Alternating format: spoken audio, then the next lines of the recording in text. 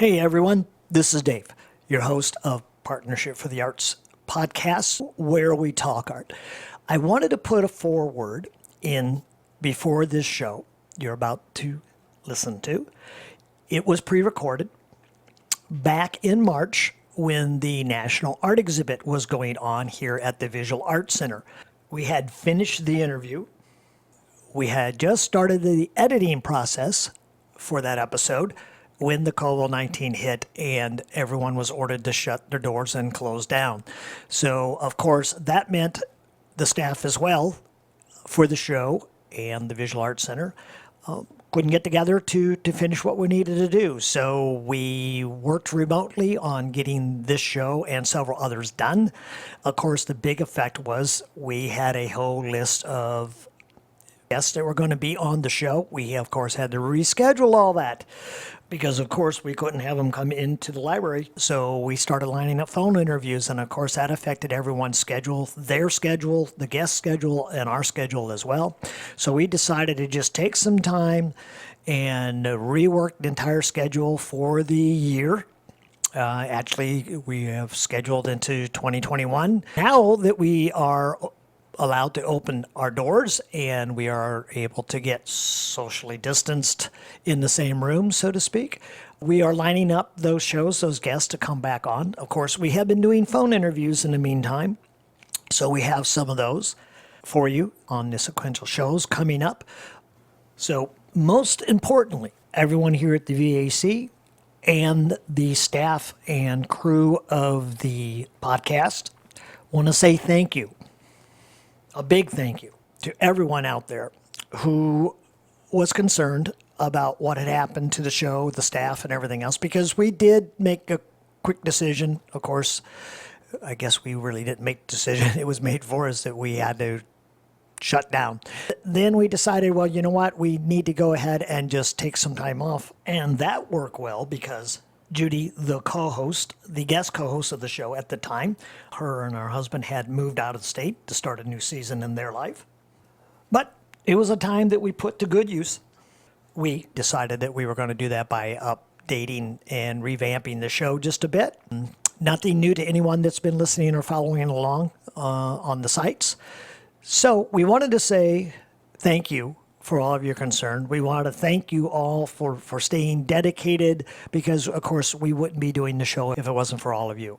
So with that being said, here is the interview we did last March for the National Art Exhibit here at the Visual Arts Center. We sat down with the judge, Don Emerson, as well as with Mary Harbour and Jill Lindsay. They were co-chairs for the N.A.E. committee of the Visual Arts Center. So enjoy, and when it's all said and done, the next show will come on. We actually have some interviews with some of the other artists that we recorded at that time that we are going to be releasing here shortly. So enjoy the show. Again, thank you all. Stay safe. Be blessed. And we'll be talking art on Where We Talk Art with you all real soon.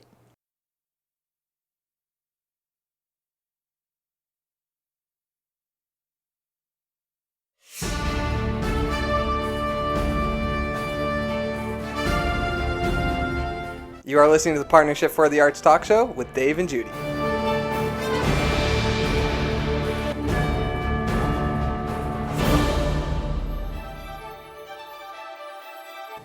Hello, everyone. Welcome back to another episode of Partnership for the Arts, where we talk art.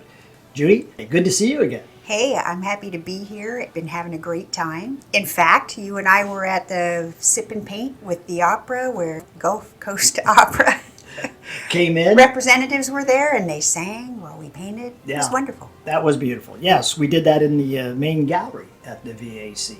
Did Starry Night. We did Starry, well, Painted Starry well, Night. kind of Starry Night. Yeah. I had stars in there. Yeah, our best rendition of it. It was fun, though. It was really fun.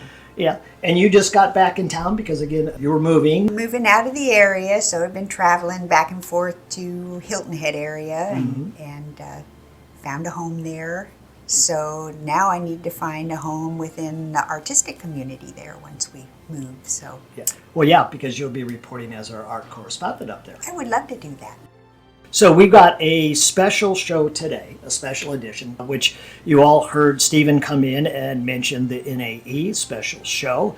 And that, of course, is the National Art Exhibit that we have going on at the VAC. The whole 12,000 square feet is covered with it.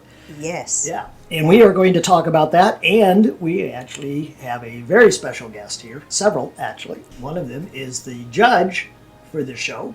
And she's going to be here joining us in a minute. We're going to cover that whole process. Lots to do. Lots to see, and I have to say the pieces in the exhibit are phenomenal. Yes. Yeah. Absolutely. Absolutely. So, you ready to get started? I'm ready. Okay, here we go. This is Partnership for the Arts. Come join us as we explore the worlds of art. You can find us on our Facebook page, Partnership for the Arts Group Talk Show. Or you can find all of our episodes on our new website, pftatalkshow.org.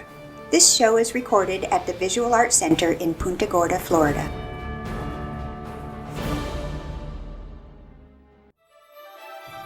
Welcome back to Partnership for the Arts.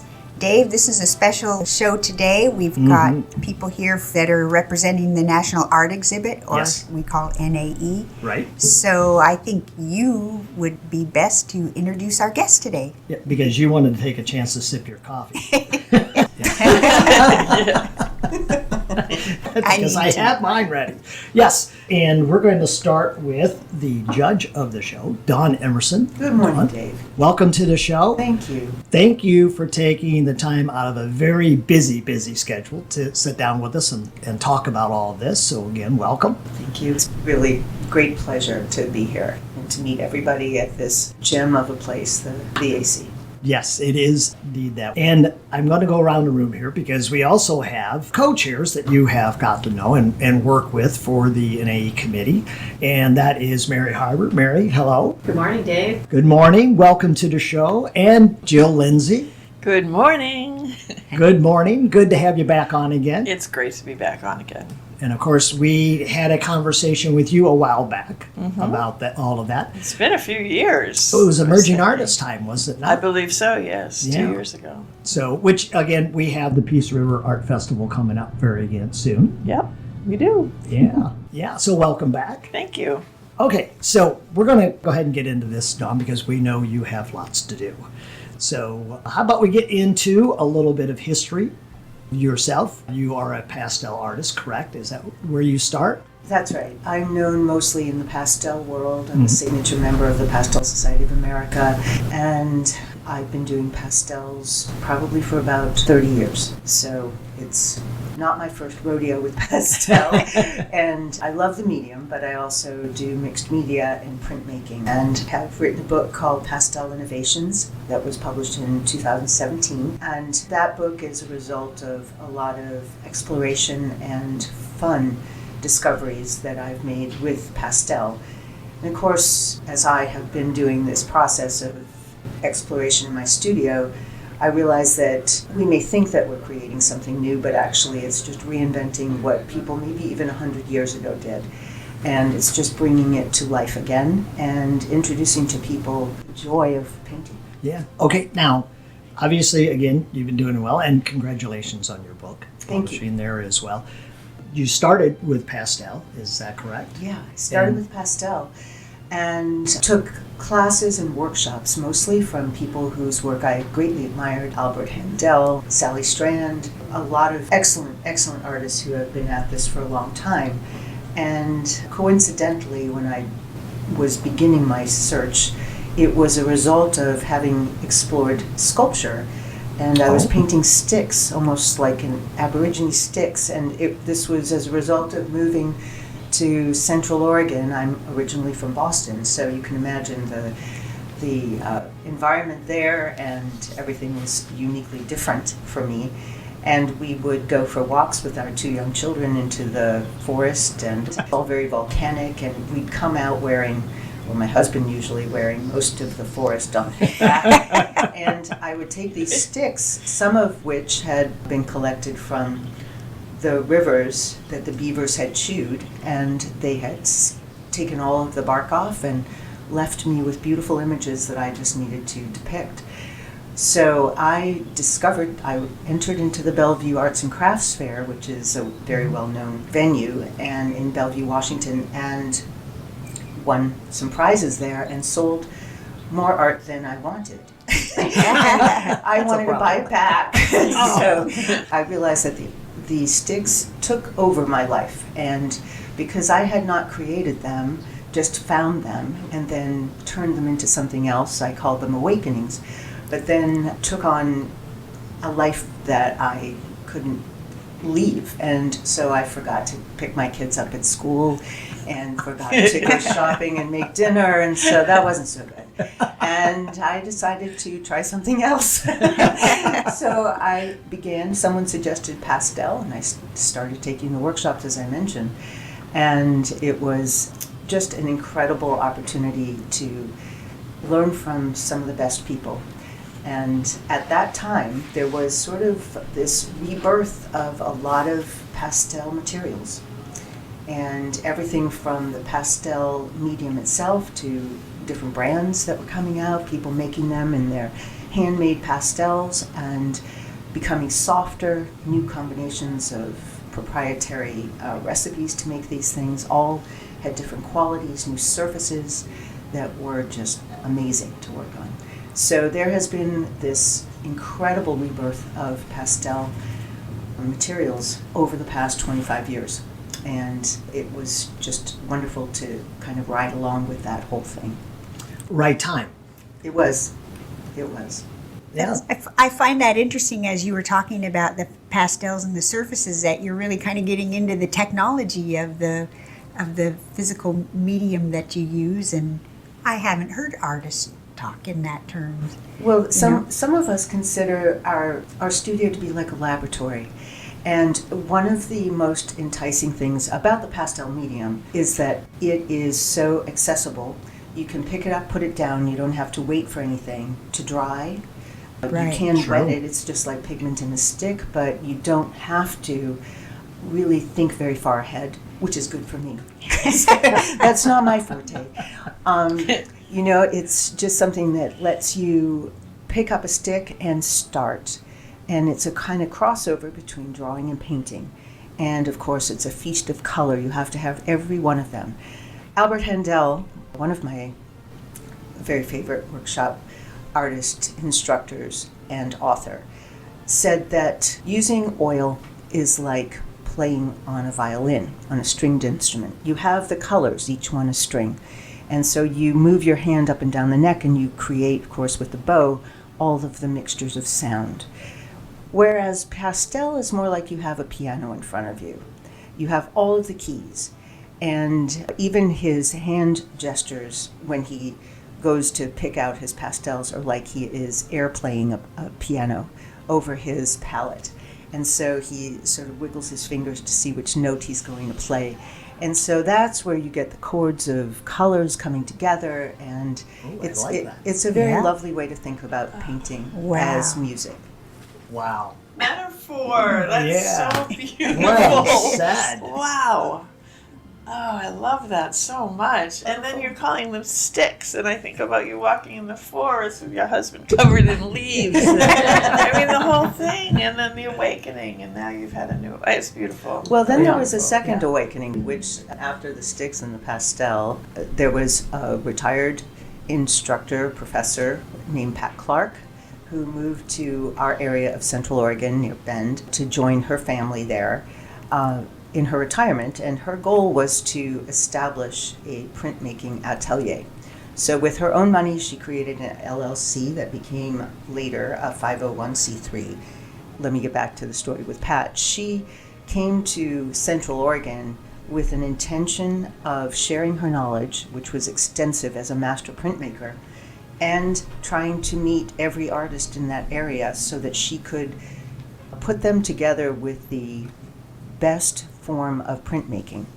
And so printmaking, like pastel was over the past 25 years, has benefited from a resurgence of interest in printmaking. And I'm not talking about mechanical printmaking, I'm talking about printing by hand, using a press, an etching press. And there are many approaches now, including monotype, colography, etching, which can be done in a green environment because of the new chemicals that have been discovered. And scientists who are artists or artists who are scientists, they are creating this stuff and put it out there for artists to figure out what to do with it. And they don't even know the potential of this. So it's really a gift for the artist to figure out what can we use this for, just like they're doing with recycled materials and all of this other stuff. So it's a real open world, and printmaking for me was a doorway into a whole new world of how to layer imagery, how to think about the surface, and how to really enjoy working around a community of people. That's fascinating. Yeah, that's Yes. wonderful. And I just have to say, when you're talking about artists and scientists and artists and creating everything else, I was thinking of you there, Yeah. Jill. Yeah. I was thinking of me too. How coincidental. No, I love to experiment, obviously, and I'm always trying new things. It's so fascinating to work it. And yeah, I've bought materials that were meant for one thing, but love to try something outside of it, something different. Yeah, yeah. So much fun. Yeah. Okay, well, let's hold on to that thought for a minute because we are going to go to break and we'll be right back. All right. Hi, my name is Russ Emanuel. I'm the Director of Occupants, DSS's Apprentice and Caller, and you're listening to Partnership for the Arts. Okay, everyone, welcome back, and we want to make sure we thank Russell Emanuel. He is a movie director in California. We had him on the show first season. He's done The Occupants, which has won, I think, 400 awards now in all the film festivals, shown around the world in all the countries. He's working on a new movie now. So, Russell, we thank you for that. And we are here at the VAC, and we are sitting here in the Visual Arts Center in the library talking about the N.A.E. And we have the co-chair in here, Mary Arbor, Jill Lindsay, and then we, of course, have the judge, Don Emerson. Don, we were talking before break about some of the experiments that you had been doing, and Jill, you jumped right in there with the whole idea too. Couldn't help myself. Couldn't help yourself. I saw those wheels turning I when know she's you did. talking. I Yeah, know. yeah. The next thing I'm gonna do, besides haunting Dawn until she sends you the pictures. That's correct. Yes. Mental notes made. Mental Yes. notes made. Let's get into the decisions that you had made. Okay, we are all looking around because We hear a click. Phone? No, that's That's not my good. phone. I put it on silent, sorry. okay, no, that's good. That's good. Usually it's my phone that goes off, or I get to turn it off, and suddenly we have seagulls visiting the room. So, Don, talk about some of the process that you went through with the artwork. There was how many total that came in? Sure. It started off with me being asked to look at about 537 images online. Wow. So from those, I was asked to select 150, and those 150 would be invited to participate in this show. So as a result of that, 146 are actually on display here. Yeah, and it fills the vac. It does. It fills the vac. And there are many unusual qualities about this show. Mm-hmm. Each artist could submit up to 3 pieces. There was no size restriction, which is highly unusual. And also, there were no divisions of different materials. In other words, I was going to be asked to judge watercolor and pastel, pretty much anything, oil, of course, and whatever else came in equally. So my approach was really to include as much diverse imagery as I possibly could. Well done, by the way. Thank you. I have heard from a lot of people who have come by as I've been here visiting at the VAC for the past week, just that they love the diverse grouping of these images as well as all the different materials that are used to make this art. Yeah, and there's mixed media in the show as well. There is. The only thing there is not is sculpture and photography. Mm-hmm. Yeah, we have different shows for that at the VAC. So. Thank goodness. I'll tell you that there was one other thing that makes this show unusual, which is that up to 3 pieces could be accepted into the show by the same artist, which is very unusual. Normally you're allowed to take 1. So you will see multiples by the same artist here as well. So, number one challenge when you're looking at this, because it's all online, correct? You're looking at small images on there. What's one of the challenges you had when you were looking at that? Out of all of those, that 500 and something to help narrow it down to 150? Well, the approach that I had to use was, how do you discern between masterfully painted imagery that could represent a very similar landscape, for example? There were quite a few beautiful portraits done, many beautiful landscapes, all different kinds from around the country.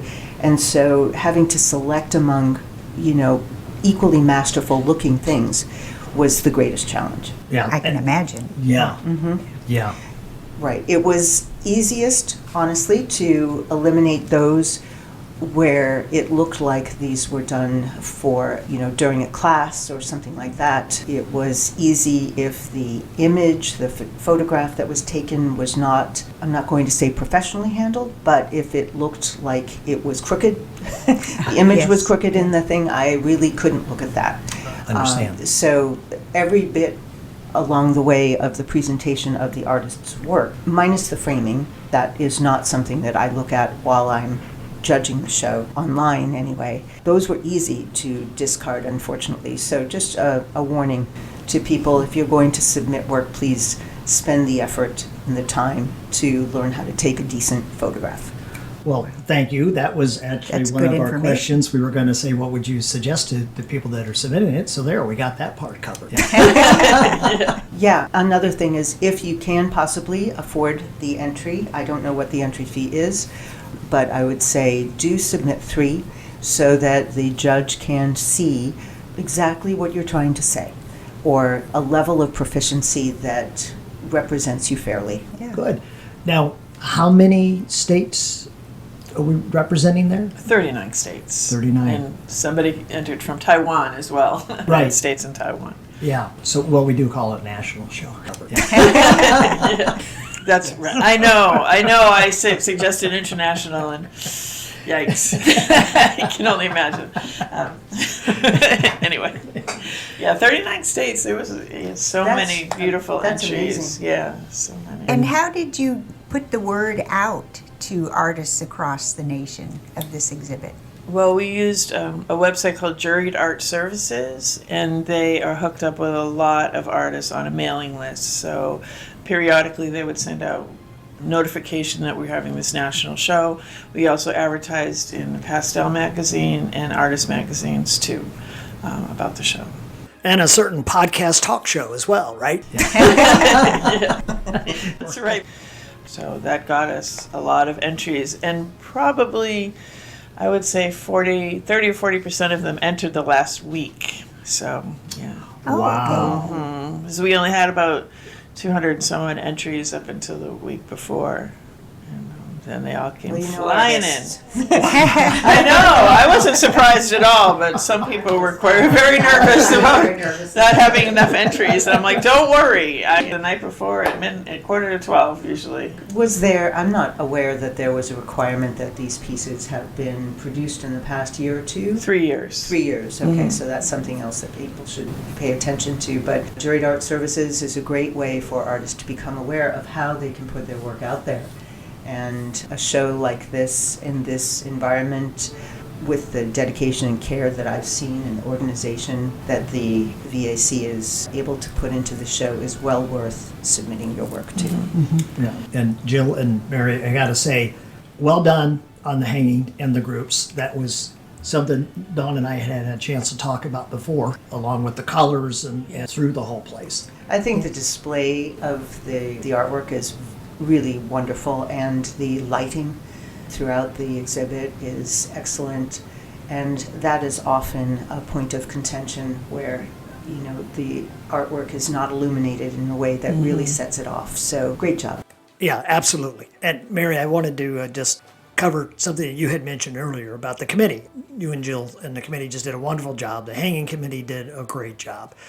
Worked a long time to get it done. They're volunteers. Yes, which is what makes this world go around. The VAC That's world. right. This VAC world is, yes, orbited by volunteers.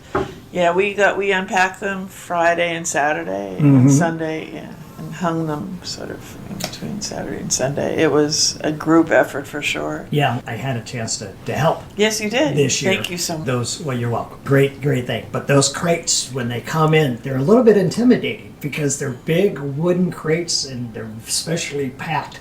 So we had to take pictures of everything that was Right. unpacked before in steps, so we make sure we get it back the same Yeah. way. So. Well, it was so organized. Kim Phillips, of course, here had everything so unbelievably organized. It was Yes, the programs manager. She's been on the Simple. show before too. Yeah. Yeah. So let's just take a moment, and Don, if you don't mind, you two, Mary, Jill, co-chair for the event. So what's those responsibilities?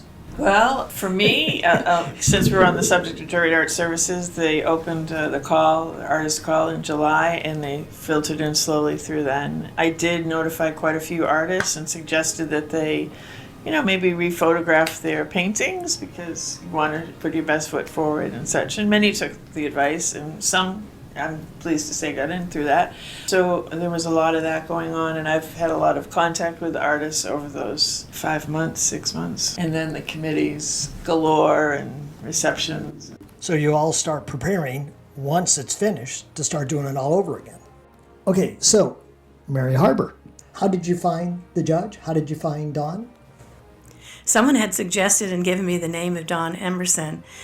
And Constance Robinson had gone to Oglethorpe University for an art show, and she saw Don there judging the show. And so, as it turned out, I also found out that Don was going to be in Naples. And so, myself and Constance and Alexia Martin, our president, we all went to meet Don at her workshop, and we all fell in love with her art, with her presence. And it was like, oh my gosh, she's a gem. We have to see if she'll come to Punta Gorda. And she accepted. And so that was our very first big task with a big check mark in front of it. But from there, we had a meeting every month for all the details that go into putting this show together. And then Jill asked if she could be co-chair. And to me, it was like, yes. To have a co-chair is just wonderful. Yes, it's been such a huge learning experience, and it's been positively wonderful. So that weekend when they came in, for me it was like Christmas, unpacking those boxes and seeing those paintings live and in person was wonderful. And Yeah. it's just the beginning. Just an interesting note, especially for me.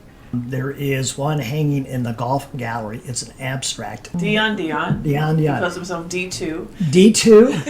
Yes. Well, D2 and I are from the same town, correct. Baldwin, Missouri. Oh, how neat. So it was interesting to actually walk back once the tags were turned around and everything else to actually see from my hometown in St. Louis actually in the show.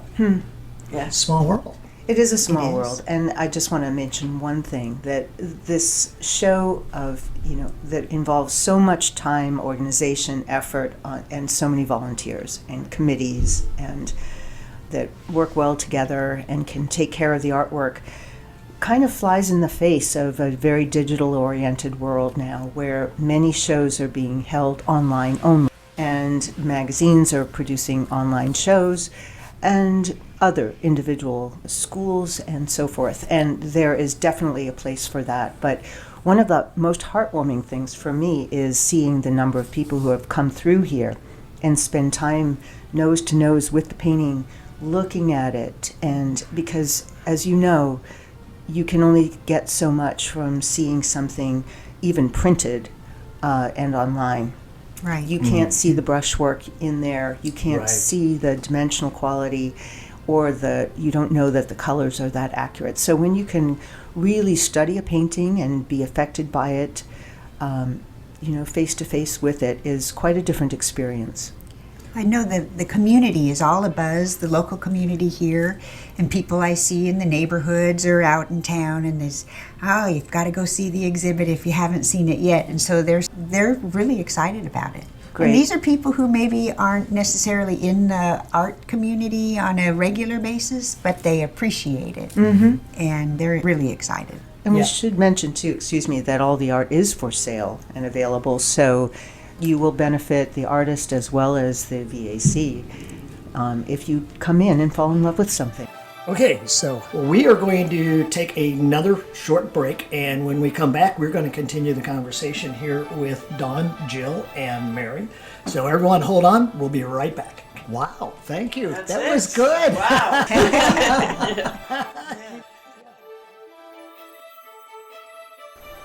My name is Isaac Mingus. I'm a bassist for the Charlotte Symphony Orchestra under Maestro Raffaele Ponti, and I thoroughly enjoy Partnership for the Arts talk show. Okay, so we are back, and we want to thank Isaac Mingus. He is a double bassist for the Punta Gorda Symphony, as they are known now. We had him on the show, an outstanding young man, 21 years old. Wow. Yeah, he came in and he did that spot. So Isaac, here we go again. Isaac, I should have had more coffee before the show. We want to thank you for that spot. And we are sitting here with Don Emerson, the judge for the N.A.E., along with the co-chairs, Jill Lindsay and Mary Harper. Thank you all for being patient there with the commercial break. But we had a chance to talk a couple more subjects we want to cover. Right. Don, I have a question for you. You said you reviewed, I think you said 537 entries online, so you saw them in a digital format on your computer. How does that compare to when you actually got here and saw the physical piece itself? It's a completely different beast. You know, my task of choosing 150 out of the 537 was the first task.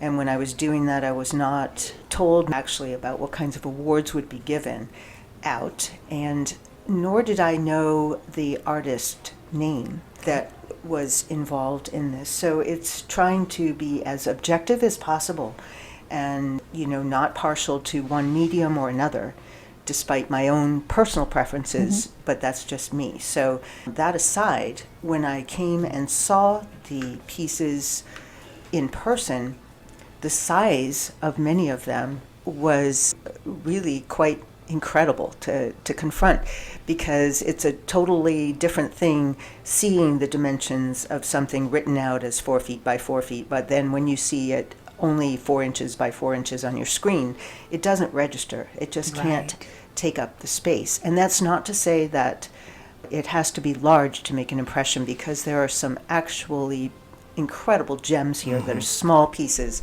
and they can fill a room. Yes. So, you know, they reach out from the wall. So that kind of presence, I don't think you can appreciate until you're in front of a piece and see the feeling that went into the piece itself and all of that. So it was a great surprise in many instances, and to see the thing in its full glory. Right, right. And I love Jill's impression, saying it was like Christmas, opening the boxes and unpacking everything. So they were reaching out to you while you were unpacking them. Of course. And there's one I can't help but think of, Gretel, in the main gallery, that's huge. I don't know, 5 foot by 4 foot or something, and it's a portrait only, just her face, and it is... Her eyes follow you around They, everywhere. you know, They really do. thinking the Yes. same thing. I've been She through there, is- yeah. Yeah, she captures your attention. Definitely. It's pretty impressive, and that certainly wasn't communicated online. You would never notice The intensity of the Yeah. expression, yes, but not Right. the size relationship of the piece. Don, I have a question for you. We were talking about this when we had done the initial walk-around tour, and you were helping the docents, some input from yourself. Oh, okay. So when I'm looking at the artwork, my criteria is really be very objective, as I just mentioned. And in order to do that, I'm looking at composition. I'm looking at handling of the materials as best as I can figure that out from what I'm seeing online. And then I'm trying to find a unique voice that's coming through that might really portray what the role of art is in our culture today in this country, and you know what the artist was trying to communicate. You know, it could be done very abstractly, it could be done very realistically. And so an artist doesn't always, I think, take into consideration who the audience is. You know, and there is great discussion to be had about whether the title affects the interpretation by the viewer and what the role of the viewer is. You know, it's the difference between sort of playing a musical piece for yourself versus playing a musical piece for an audience, right? So that metaphor back to music. And, you know, do we have to have the description by the artist to understand the piece, or is it just enough for each person to be drawn to a piece, look at it, and begin a dialogue with their own ideas about how this painting might touch them, affect them, change their attitude, or make them aware of something? Those are basically the three things. I think what you're referring to is the 7 elements of design and art. So that is something I was instructing the docents on, is just how to objectively look at art and to sound really smart when you're when you don't feel very confident about, you know, well, I don't do art, but I think, you know, there has to be something besides the subject. Because if you are passionate about flowers, you'll probably be drawn to lovely portrait of flowers. But what else is there beyond the subject, and how is the artist interpreting that subject to convey a message, to convey a story, or to make you think, or to abstract it and just have a feast of colors in front of you that seems to be orchestrated beautifully? Yeah. I remembered all that when we walked around. I took notes. Well, just to remind you again, Dave, it's line, shape, texture, value, edges, space, and color. Those 7 elements are basically what each artist has to use, and in the hands of an artist, those things take on new life. Let's see, 7 elements: line, shape, texture, value, edges, space, color. Well, Don, I think you done a pretty good job there. I think you got it. I went on the docent tour with Dawn the day before, I think, and what my takeaway was, the biggest takeaway, I did take notes, Dave. My biggest takeaway was, how does it make you feel? How does it make the viewer feel? And I really love that, because it's different for everybody. And just like a song takes me back to my high school days, and you back maybe to your college days, you know, it's all different. And it's a wonderful thing. That's why art is so fun. That makes me think you could have a future exhibit here called maybe something like Perceptions, and feature 2 or 3 pieces, but solicit the viewer's feedback about how that piece makes that person feel, and compile that for the artist. It'd probably just be a whole array of feelings or perceptions from that one piece hanging on the wall. Well, the poetry night, I was here 2 years ago when we did it, and we invite poets or people that just like to write, and they come in and they pick a painting and they write a little poem about it. Sometimes it's intense, sometimes it's funny, but yeah, that elicits, again, more people thinking about the paintings and all that. Yeah. Really fun. That reminds me, 2 years ago. Yes. Did you not? I do did. Poet night? I did.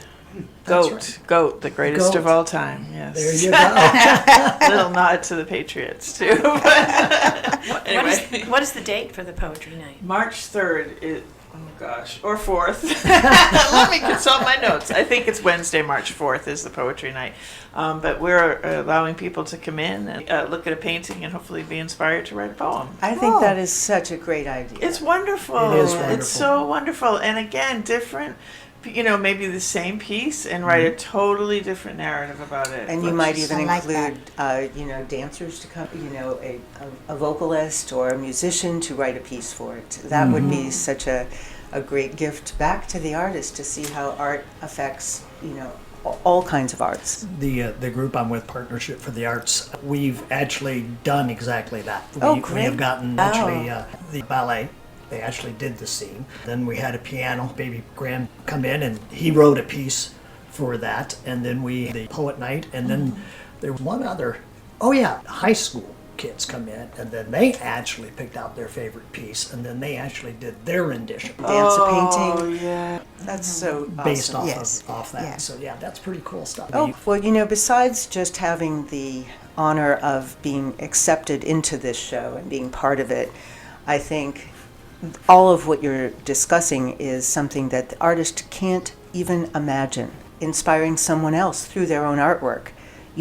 Because very often some artists will think that if they did not sell the piece, that it wasn't a success. But how would they ever know that it inspired someone to write the most beautiful poem, or to do something else, or just to contact somebody, call somebody because a portrait reminded them that they should. It can trigger memory, it can trigger experiences, and make you think differently. So that sounds like an amazing project that you did. Yeah, it's a lot of fun. That's great. That and supporting the Boys and Girls Club as well. So we like doing that, which we do. The VAC does during the summer camp with the kids. We have them come in and do that. So we are going to take one more quick break before we wrap up the show. We're going to come back and we're going to talk about the awards for the N.A.E. So we will be back in just a minute. Everyone, hold on. Hi. My name is George Mancini, and I listen to Partnership for the Arts, and it is a rewarding experience. Okay, everyone, we are back, and we want to make sure that we thank George Mancini. He is a jazz musician worldwide. He has taught all over the world. He has traveled all over the world. And he lives here in Punta Gorda. We had him on the show, and we want to thank him for that spot as well. We are sitting here with the N.A.E. judge and co-chairs for the N.A.E., Judge Don Emerson and Jill Lindsay and Mary Harbor. One thing I realized we forgot to mention was the workshop. The workshops that you held a workshop several right? days. You did it 2 days? We did a 2-day workshop, and that was called Pastel Innovation, so it was based on some of the techniques that are presented in my book. And we had 20 people, students, so it was a full class. Yes. And I have to say, again, the lighting in that room is spectacular. The space that we had is so unusual. Very often we're, thrown into a tiny space with miserable lighting, and this was not the case whatsoever. Not only that, but they invited 12 the local art teachers, and letting them play was a huge treat for me and for them. Thank you for that. And they were wonderful groups. So on several different platforms, both a formally set up 2-day workshop that went from 9 to 3 for 2 days, as well as this other morning thing with some local instructors of arts for kids K through 12. It means that all this stuff gets passed on, so one ripple, makes it across the pond, and that's all I can ask for. Right, you did the art talk too, that lunch and learn, so to speak, right. on Monday. Oh, that's right. Busy, yes, Yes. and there was almost 40 people there. There were almost 40 people. So all those little seeds that you've been throwing around Punta Gorda are going to be blossoming soon. If haven't already, right? Yes. Right. Right. And I had a chance to walk around when you were doing those workshops, and what those people It created was amazing. was It was incredible. amazing. Yeah. Just give them the tools to let them play, and they were having a they lot were of fun. having fun. Yeah. And they were building community. Yes. Yeah, and I had a chance to talk to a couple of them because that's what I do, of course. And they were like, fabulous. This was incredible. And others were saying, I've never done anything like this before, and I didn't realize I could do this. The most wonderful thing for me is having somebody come to a class who, say, was a doctor, lawyer, something like that, or something that required immense skill, intelligence, and being very methodical about the way they did it. They are terrified of ruining a piece of paper, and thank goodness they were like that, because they were excellent at their job. And art allows them the ability to relax and find their way with it. If that's what they find they love, they can tell their own visual art story and learn a new way of communicating, and hopefully it brings them joy. So even if it's just a community of other people, of like-minded people who share color, that's great, but you can find new things, and nobody gets hurt doing the art. This is, picking up a pastel is not life-threatening, and the paper is already given its life. So, They can just learn to play. Yes. And again, I'll say they did, because I came in and out of there quite a bit, and they were all having a lot of fun. Good. And I noticed they were asking lots of questions, too. They really were.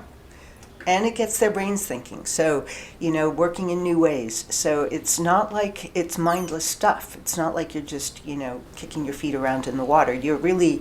You're trying to solve problems, and good composition, good design, all of that just requires intense sense of presence, for what's happening in front of you.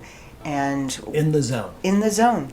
And it's accessible to those who love it or find new ways to just have a really incredibly good time. Yeah, and learning they could do something they didn't think they could Exactly. do. Right, Exactly. opening a whole new world of art to them. And certainly you wouldn't want me as your surgeon.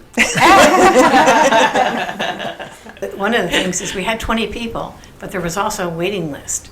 So Don's reputation signed right up for that. Well, that's good to know. Yeah, that was Very filled, good. 4 or 5 weeks before, you came. Right, Terrific. so there we Which is go. unusual. Yeah. Now, we've done the workshop thing, and I gotta say, just on that note, I remember when you did the first illustration, that was before the luncheon, and you did the horse. And I was watching back from the side, and you had several people filming you at that point in time. Did? Oh, Yes, I didn't and know. it was a beautiful work of motion. I love the motion you did, because you had the music going. You were definitely in that zone. Those arms are coming up and flaring, and you're coming up to it. You're stepping back. It was almost like watching a dance. Thank you. The way you're doing it, it was beautifully done. Not to mention the piece you produced was phenomenal. I did not know it, and I think you actually did that in like 30 seconds. Did I? Yeah. I have to correction, I think it was 45. There you go. No, Good it was track. unbelievable, beautiful, Yes. and I thought of you as like a maestro. See, isn't that funny? Because just the way your arms were You saw the same moving. thing. I did. but Often, whatever- one of the typical questions that people want to know is, how long did it take you to do that? yeah, sure. And the answer is 45 seconds plus 50 years. Right. Yes, yeah. There Yes. you go. 40 minutes. Yeah, all my life is what we say. Yeah. All Not right. yet. I've heard you make that mistake. Dave. 5 minutes. No. So, how about we get to the awards? How many did we have categories in all? There are 13 awards plus the People's Choice Award. Right, where which will you end at be the end of the judge. show. That's announced at the end of the whole exhibit. The whole exhibit. March 23rd. 23rd or 4th. Come before then. That's all. And you didn't know the categories at the time when you were going through all the pictures, correct? The original viewing online, no, I didn't. Right. And then you got here, got with the committee, you went through and you judged the show. So how about we talk a little bit about some of the pieces that won and maybe your input of why? Sure.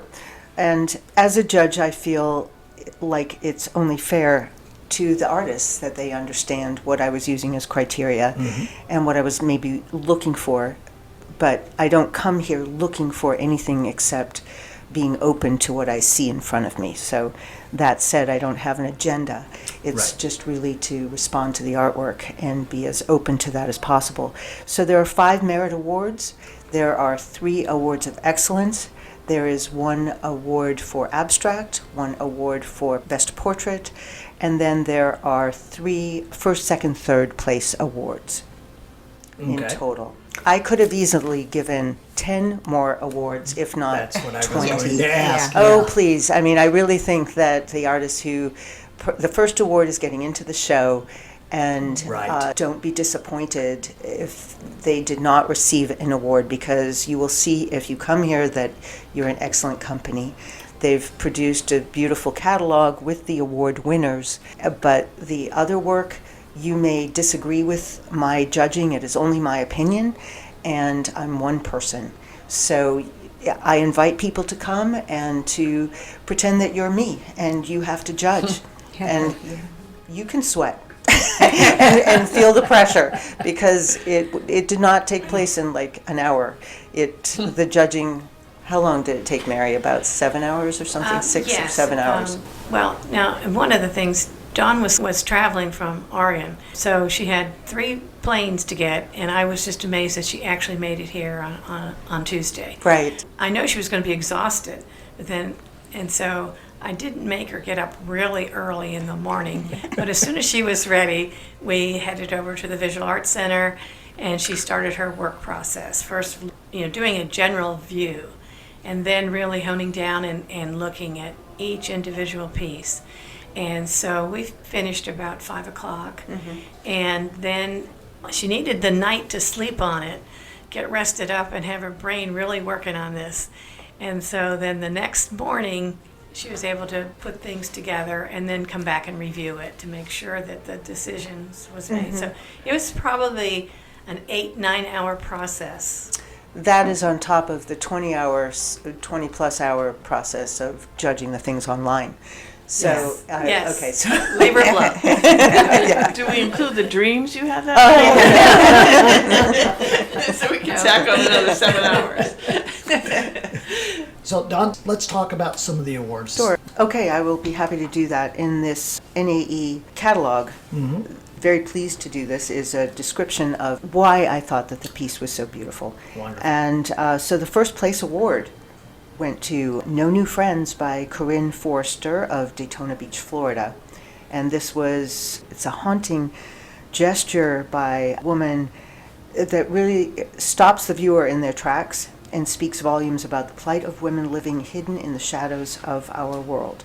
The painting is a beautiful testament to the power of art to reflect a world in desperate need of healing and to transform what is painful into beauty.